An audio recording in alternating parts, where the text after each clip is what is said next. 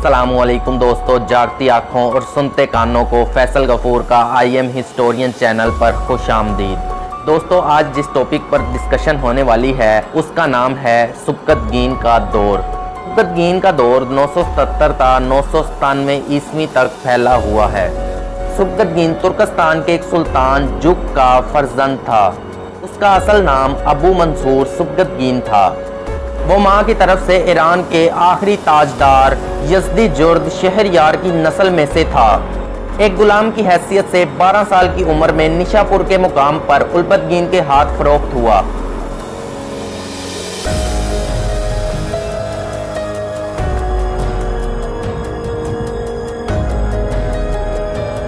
चुनांचे अमीर उल्पतगीन ने ना सिर्फ उसे अपनी दामादी में लिया बल्कि उसे अमीरुल अमरा का खिताब भी दिया।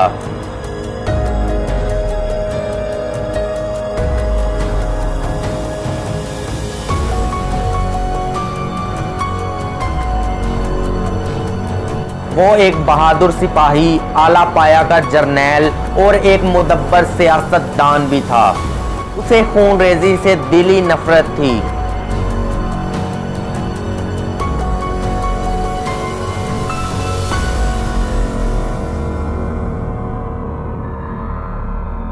इसके बरअक्स वो रहमदिली और शफकत का एक पुतला था।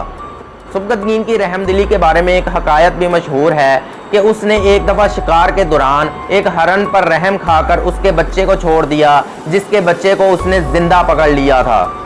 अल्लाह ताला को इसकी रहमदिली इतनी पसंद आई कि ख्वाब में एक बुजुर्ग ने सुबकतगीन को अमारत शाही की बशारत भी दे दी।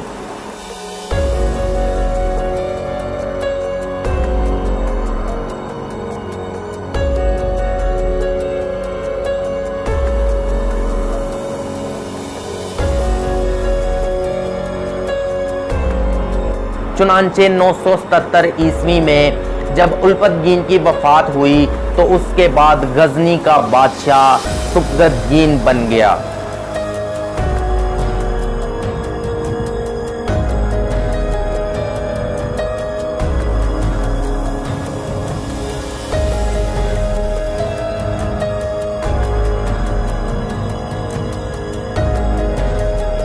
सुबकतगीन एक इंसाफ पसंद बादशाह था।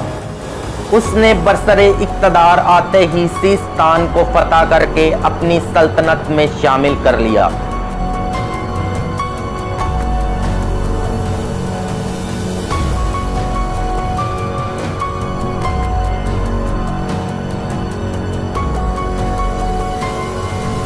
बाद में पंजाब के हिंदू शाही हुक्मरान जयपाल के साथ 2 जंगें भी हुईं। जयपाल की सल्तनत सरहिंद से लमगान और कश्मीर से मुल्तान तक फैली हुई थी।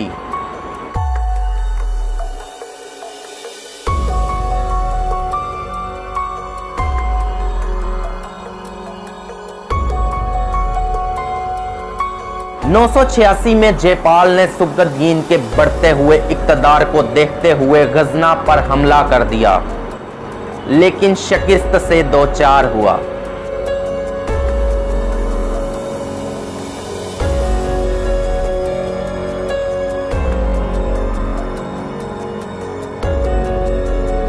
और उसके बदले में 10 लाख दिरम और 50 हाथी बतौर नजराना सुबकतगीन को देकर सुलह करनी पड़ी। लेकिन जयपाल अपने वादों से मुकर गया और लाहौर दारुल हुकूमत पहुंचते ही सुबकतगीन के नुमाइंदों को कैद में डाल दिया।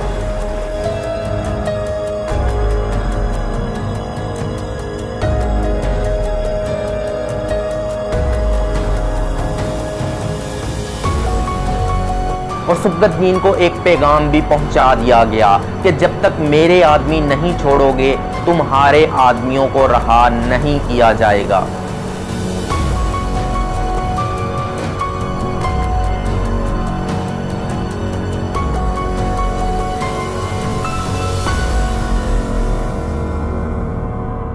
इस पर सुबकतगीन ने पंजाब के हिंदू शाही जयपाल की वादा शिकनी पर गुस्सा करते हुए यलगार की और पेशावर तक पहुंच गया।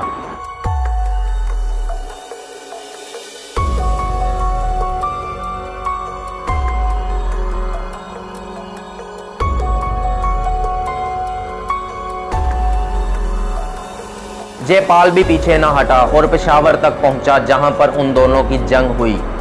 सुबकतगीन ने जलालाबाद से दरियाए सिंध तक के तमाम इलाकों को अपनी सल्तनत में ले लिया। इस लड़ाई का ये फ़ायदा हुआ कि बरे सगीर की अस्करी कमज़ोरी मुसलमानों पर आया हो गई और दरियाए सिंध को पार करके मुसलमानों ने अपनी हुकूमत कायम की, जो बाद अज़ां पंजाब और बरे सगीर के दूसरे हिस्सों पर छा गई।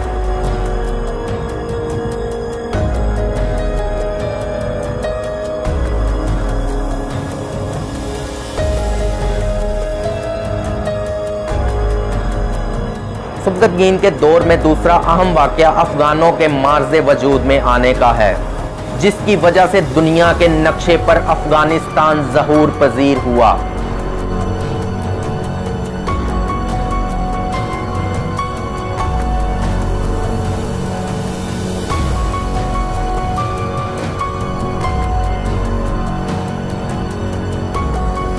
अफ़गान पेशावर और गजनी के दरमियानी इलाके के बशिंदे थे।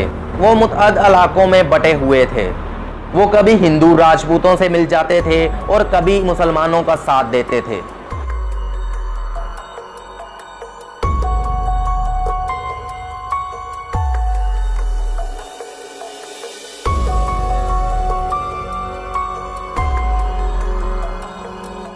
वो बहुत बहादुर और जंगजू थे।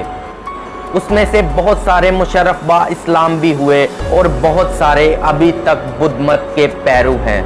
सुबकतगीन ने उनसे ताउन करके उनसे दोस्ती का हाथ मिला लिया।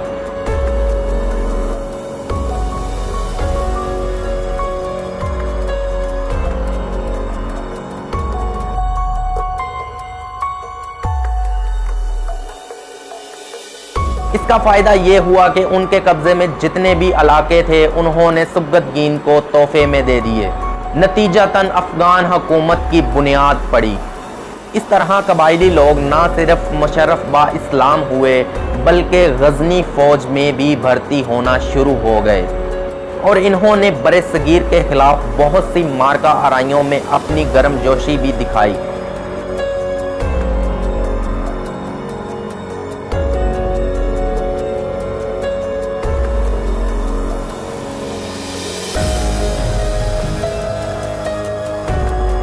सुबकतगीन जो एक मामूली हैसियत से तरक्की करते हुए शहनशाह गजनी के मनसब पर जा पहुंचा, उसे अपनी राया से बेपनाह मोहब्बत थी। चुनांचे वो हमेशा उनकी फलाह बहबूद के लिए कोशां रहता। 20 साल तक हुकूमत करने के बाद 997 ईस्वी में सुबकतगीन ने वफात पाई। उसने अपने जानशीन के लिए एक मजबूत सल्तनत छोड़ी, जो मगरबी और शुमाली सरहद के साथ साथ बरे सगीर पाको हिंद तक फैली हुई थी। तारीख में यह वाक़या बहुत अहमियत रखता है कि गजनी जैसी छोटी सी रियासत को वुसअत देकर अपने जानशीनों के लिए तस्खीरे हिंद के दरवाजे खोल दिए।